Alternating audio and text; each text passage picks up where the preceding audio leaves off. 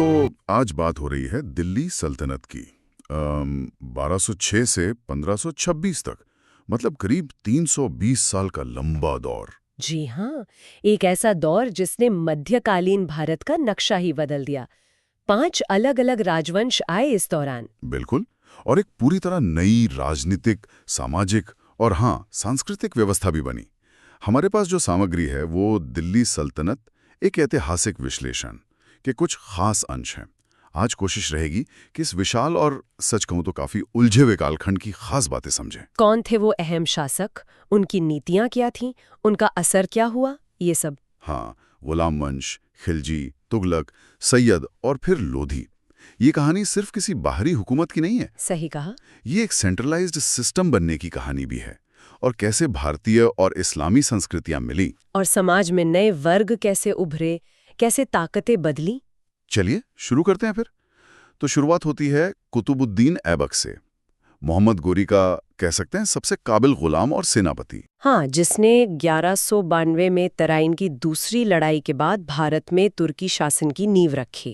कहते हैं वो बहुत उदार था, लाख बख्श कहते थे लोगों से, लाखों का दान देने वाला। जी, ऐसी बातें मशहूर हैं। दिल्ली में कुव्वतुल इस्लाम मस्जिद बनवाई, अजमेर में 2.5 दिन का झोपड़ा। और वो मशहूर कुतुब मीनार, उसकी शुरुआत भी ऐबक ने ही की थी। लेकिन फिर 1210 में अचानक पोलो खेलते हुए घोड़े से गिर गया और मौत हो गई। हाँ, तो ऐबक ने नींव तो रखी, पर सल्तनत को असल मजबूती और स्थिरता दी इल्तुतमिश ने 1211 से 1236 तक। अच्छा, इसीलिए कई इतिहासकार उसे असली संस्थापक मानते हैं। बिल्कुल। और उसकी प्रशासनिक सोच वो काफी दिलचस्प थी। उसने शुरू की इक्ता प्रणाली।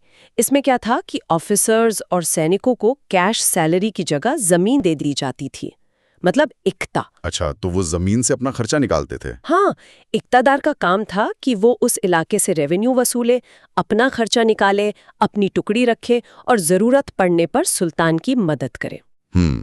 तो इससे एक तरह का सेंट्रलाइज्ड कंट्रोल बना। जी, एक केंद्रीकृत सैन्य और प्रशासनिक ढांचा बनाने में इससे बहुत मदद मिले। और वो 40 वफादार तुर्की सरदारों का गुट, तुर्कान चेहालगानी या चालीसा, वो भी इल्तुतमिश ने ही। हाँ, बिल्कुल। मकसद था सुल्तान को सपोर्ट देना, अपनी ताकत पक्की करना। पर देखिए किस्मत का खेल। इल्तुतमिश के मरने के बाद ही यही चालीसा गुट इतना पावरफुल हो गया कि सुल्तान बनाने और हटाने लगा। मतलब जो वफादारी के लिए बनाया वही गले की हड्डी बन गया। बिल्कुल। राजनीतिक अस्थिरता का बड़ा कारण बना ये। हाँ, और इल्तुतमिश ने कुतुब मीनार का काम पूरा करवाया था।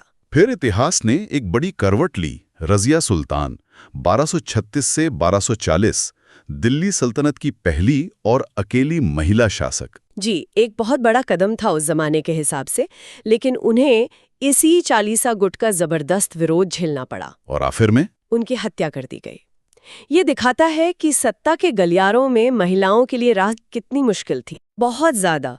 रजिया के बाद एक और बड़ा नाम आता है गयासुद्दीन बलबन, 1266 से 1287 तक। बलबन, वो तो खुद कभी इल्तुतमिश का गुलाम और चालीसा का मेंबर था, है ना? हाँ, यही तो दिलचस्प बात है। उसने सुल्तान के पद की खोई हुई इज्जत और ताकत वापस लाने पर पूरा जोर लगा दिया। और उसके तरीके, वो ईरानी रस्में, सिजदा और पैबोस, घुटनों पर झुकना, कदम चूमना, ये सब क्यों? देखिए, वो खुद गुलाम रह चुका था। मामूलों का मतलब ही है गुलामी से आजाद, तो उसे अपनी अथॉरिटी साबित करनी थी। अच्छा, मतलब डिवाइन राइट जैसा कुछ। हाँ, खुद को जिल्ले-ए-इलाही यानी ईश्वर की परछाई कहना, ये सब अपनी सत्ता को मजबूत करने, उसे वैधता दिलाने के तरीके थे। और उसने विद्रोहियों के लिए तो बहुत सख्त नीति अपनाई थी, लौह और रक्त की नीति। बिल्कुल। और सबसे बड़ी बात, उसने उस चालीसा गुट को पूरी तरह खत्म कर दिया जो सुल्तानों के लिए सिरदर्द बन गया था। सेना के लिए भी कुछ किया था उसने? हाँ, सेना को ऑर्गेनाइज करने के लिए एक अलग डिपार्टमेंट बनाया, दीवाने आरिज। तो गुलाम वंश में आप देखें एक पैटर्न है। ऐबक ने शुरू किया, इल्तुतमिश ने संस्थाएं बनाई, जैसे इक्ता और चालीसा। हाँ, पर चालीसा की ताकत बढ़ी तो दिक्कतें आईं, जिससे बलबन को और कठोर होना पड़ा। मतलब एक कदम का असर दूसरे पर पड़ता गया। ये तो है। अच्छा, बलबन के बाद फिर खिलजी वंश आया। जी, 1290 में जलालुद्दीन खिलजी ने शुरू किया, पर इस वंश का सबसे बड़ा नाम जाहिर है अलाउद्दीन खिलजी था। 1296 से 1316 तक। अलाउद्दीन खिलजी, उसका नाम सुनते ही लगता है महत्वाकांक्षा। सिकंदर सानी कहता था खुद को, दूसरा सिकंदर। बिल्कुल, उसकी सोच बहुत बड़ी थी और उसके सुधार भी बहुत बड़े पैमाने पर थे और एक दूसरे से जुड़े हुए। उसे साम्राज्य फैलाना था और मंगोलों के हमले भी तो लगातार हो रहे थे उस वक्त। हाँ, तो इसके लिए उसे चाहिए थी एक बहुत बड़ी परमानेंट आर्मी। उसने सल्तनत की शायद सबसे बड़ी स्थायी सेना बनाई। और सेना में धांधली रोकने के लिए वो तरीके अपनाए, घोड़ों को दागना, दाग प्रथा। जी, ताकि अच्छे नस्ल के घोड़े बदले न जा सकें, और सैनिकों का पूरा हुलिया दर्ज करना, हुलिया प्रथा। और उसने इक्ता की जगह नकद सैलरी देना शुरू किया सैनिकों को। हाँ, कैश पेमेंट। इससे सुल्तान का सीधा कंट्रोल बढ़ा फौज पर। लेकिन फिर सवाल वही, इतनी बड़ी फौज, नगद तनख्वाह, पैसा कहाँ से आएगा? यहीं पर आती है अलाउद्दीन की सबसे मशहूर या कहें तो बदनाम बाजार नियंत्रण नीति। अच्छा, मार्केट कंट्रोल पॉलिसी। उसने जरूरी चीजों के दाम फिक्स कर दिए, अनाज, कपड़े, घोड़े, गुलाम, सबके, और सख्ती से लागू करवाया। ताकि सैनिकों को कम तनख्वाह में भी गुजारा करने लायक सामान मिल सके। बिल्कुल, मकसद यही था, सैनिकों की परचेजिंग पावर बनी रहे। इसके लिए अलग अलग बाजार भी बनवाए, अनाज मंडी, सराय अदल। जी हाँ, अनाज के लिए गल्ला मंडी, कपड़े और बाकी चीजों के लिए सराय ए अदल, घोड़े, गुलाम, मवेशियों के लिए अलग बाजार। और इन पर नजर रखने के लिए अफसर और जासूस, शहनाए मंडी, बरीद। कमाल का सिस्टम था। सिस्टम तो कमाल का था, लेकिन बहुत सख्त। जरा सी हेरा फेरी पर बहुत कड़ी सजा मिलती थी। स्रोत बताते हैं कि वजन कम तौलने पर उतना ही मांस काट लिया जाता था। बाप रे, तो ये आम लोगों की भलाई के लिए कम, फौज के लिए ज्यादा था। हाँ, मुख्य मकसद तो फौज को संभालना ही था। और पैसा जुटाने के लिए उसने टैक्स सिस्टम में भी बड़े बदलाव किए। जैसे उसने जमीन की पैमाइश करवाई, मसाहत प्रणाली, और उसके आधार पर लगान तय किया, और लगान बढ़ाकर कर दिया उपज का 50%। 50%? ये तो बहुत ज्यादा है। सल्तनत काल में सबसे ज्यादा। जी हाँ, और उसने अमीरों, इक्तादारों से जमीनें छीनकर उन्हें सीधी सरकारी कंट्रोल वाली खालसा भूमि में बदला, ताकि सारा पैसा सीधे शाही खजाने में आए। बिल्कुल। और घरी यानी घर पर टैक्स, चरी यानी चराई पर टैक्स, ये नए टैक्स भी लगाए। तो साफ दिखता है कि अलाउद्दीन के सैन्य, आर्थिक और राजस्व सुधार ये सब आपस में जुड़े थे, एक बड़ी रणनीति का हिस्सा थे। बड़ी फौज चाहिए तो सस्ता बाजार चाहिए, और दोनों के लिए खजाना भरना पड़ेगा। बिल्कुल, ये तिकड़ी उसकी नीतियों का आधार थी। साम्राज्य बढ़ाने की इच्छा और मंगोलों का डर, इन दोनों ने उसे ये सब करने पर मजबूर किया। अलाउद्दीन के बाद फिर तुगलक वंश। जी, 1320 से 1414 तक, और इसमें सबसे चर्चित नाम है मोहम्मद बिन तुगलक का, 1325 से 1351। हाँ, मोहम्मद बिन तुगलक, कहते हैं बहुत पढ़ा लिखा था, विजनरी था, लेकिन उसकी योजनाएं वो तो सब बुरी तरह फेल हुई। वो एक क्लासिक केस है कि अच्छी नीयत और अच्छी सोच काफी नहीं होती। जैसे वो दोआब में टैक्स बढ़ाना ठीक जब अकाल पड़ा था। हाँ, नतीजा किसान जमीन छोड़कर भाग गए। फिर राजधानी दिल्ली से दौलताबाद ले जाना। सोचा तो शायद इसलिए था कि दक्षिण भारत पर कंट्रोल बेहतर होगा। हाँ, सोच तो थी, पर प्लानिंग इतनी खराब थी, इतनी अव्यवस्था फैली कि लोगों को भयानक मुसीबत झेलनी पड़ी और आखिर में वापस दिल्ली लौटना पड़ा। और वो सांकेतिक मुद्रा, तांबे के सिक्के चलाना, सोनी चांदी की जगह। आइडिया बुरा नहीं था, चीन वगैरह में चल रहा था, पर यहाँ सरकार का उस पर कंट्रोल ही नहीं रहा।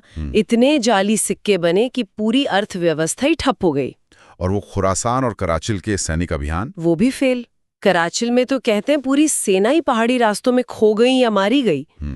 तो मोहम्मद बिन तुगलक को मामला यही दिखाता है कि विजनरी होना एक बात है और उसे जमीन पर उतारना बिल्कुल दूसरी।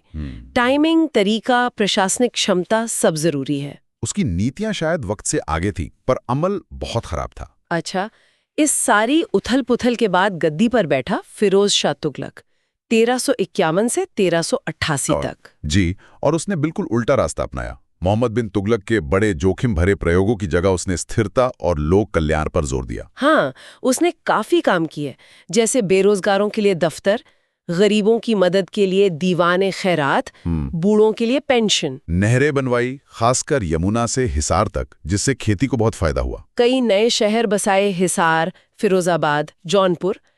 मस्जिदें, मदरसे बनवाए। संस्कृत ग्रंथों का फारसी में अनुवाद भी करवाया। जी हाँ, उसका फोकस काफी हद तक मोहम्मद बिन तुगलक से हुए नुकसान की भरपाई करना और लोगों को राहत देना था।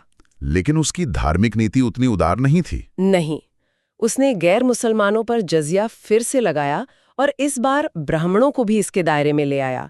ये एक विवादास्पद कदम था। और एक और बात, उसके समय में दास प्रथा बहुत ज्यादा बढ़ गई थी। हाँ, कहते हैं उसके पास हजारों की तादाद में गुलाम थे। शुरुआत में शायद ये ताकत दिखाने का जरिया हो, पर बाद में ये सल्तनत के लिए एक बड़ा आर्थिक और संगठनात्मक बोझ बन गया और ये भी पतन का एक कारण बना। और फिर वो बड़ा झटका लगा 1398 में तैमूर का हमला। तैमूर लंग का आक्रमण। उसने दिल्ली को बुरी तरह लूटा, कत्लेआम किया। तुगलक वंश की तो जैसे कमर ही टूट गई। केंद्रीय सत्ता लगभग खत्म हो गई। बिल्कुल। इसी अफरा तफरी के बाद तैमूर के एक गवर्नर खिज्र खान ने सैयद वंश 1451 की नींव रखी। लेकिन ये वंश तो काफी कमजोर था। हाँ, ज्यादा समय चला भी नहीं। हाँ, सिर्फ 37 साल। वो असल में ताकतवर नहीं थे, बस तैमूर के नाम पर हुकूमत करते रहे। इसके बाद आए लोधी, 1451 से 1526 तक। ये पहले अफगान शासक थे दिल्ली सल्तनत के। जी हाँ, बहलोल लोधी ने इसकी स्थापना की।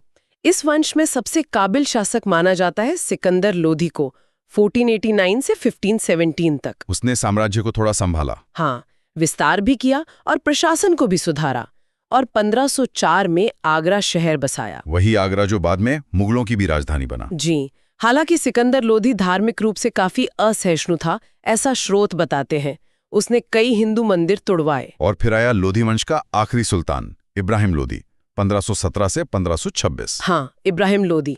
उसका शासन काफी कठोर था और वो अपने अफगान सरदारों के बीच बहुत अलोकप्रिय हो गया था। मतलब अंदर ही अंदर फूट पड़ गई थी। बिल्कुल। कई सरदार उससे नाराज थे और इसी अंदरूनी कला और असंतोष का फायदा उठाया काबुल के शासक बाबर में। और फिर आया 21 अप्रैल 1526, पानीपत का मैदान। पानीपत की पहली लड़ाई इब्राहिम लोधी और बाबर के बीच।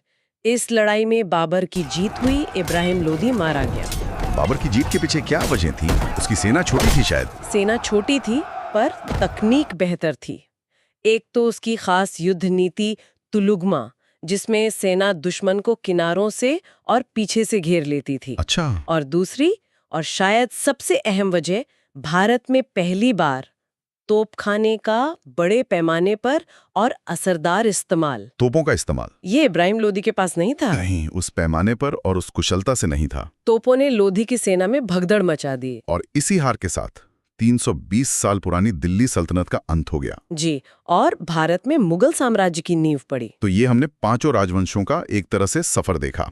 लेकिन अगर पूरे सल्तनत काल को एक साथ देखें, शासन, समाज, संस्कृति, तो क्या खास बातें निकल कर आती हैं? प्रशासन कैसा था? प्रशासन देखा जाए तो भारतीय और विदेशी, मतलब अरबी, फारसी व्यवस्थाओं का एक मिश्रण था। सुल्तान सबसे ऊपर, जाहिर है, और जमीनी स्तर पर एकता प्रणाली बहुत अहम थी। हाँ, एकता की बात हमने की थी। समय के साथ जरूरत के हिसाब से नए विभाग भी बने, जैसे बलबन का सैन्य विभाग, दीवाने अर्ज, मोहम्मद तुगलक का कृषि विभाग, दीवाने अमीर कोही, फिरोज तुगलक का लोक निर्माण, दीवाने इमारत। और टैक्स, भू राजस्व मुख्य था। हाँ, भू राजस्व यानी खराज गैर मुसलमानों से या उश्र मुसलमानों से आय का मुख्य स्रोत था। इसके अलावा युद्ध में लूटे माल का हिस्सा खम्स, अलाउद्दीन ने जिसका हिस्सा बदल दिया था। हाँ, उसने 45 हिस्सा राज्य के लिए लेना शुरू कर दिया था। फिर धार्मिक कर थे ज़कात मुसलमानों पर और जजिया गैर मुसलमानों पर। और अलाउद्दीन की भारी टैक्स दरों का किसानों पर बुरा असर भी पड़ा होगा। जाहिर है, 50% लगान बहुत ज्यादा था। समाज की बात करें तो वो मुख्य रूप से धर्म के आधार पर बटा था, हिंदू और मुस्लिम, लेकिन वर्गों का विभाजन भी गहरा था। जैसे सबसे ऊपर अमीर और तुर्की सरदार, फिर उलेमा यानी धर्मगुरु, फिर शहरों में रहने वाले कारीगर, व्यापारी, फिर बड़ी संख्या में किसान और सबसे नीचे दास। दास प्रथा काफी फैली हुई थी, खासकर फिरोज तुगलक के समय। हाँ, उसके समय में दासों की संख्या बहुत ज्यादा हो गई थी, जो बाद में एक बड़ी समस्या बनी। और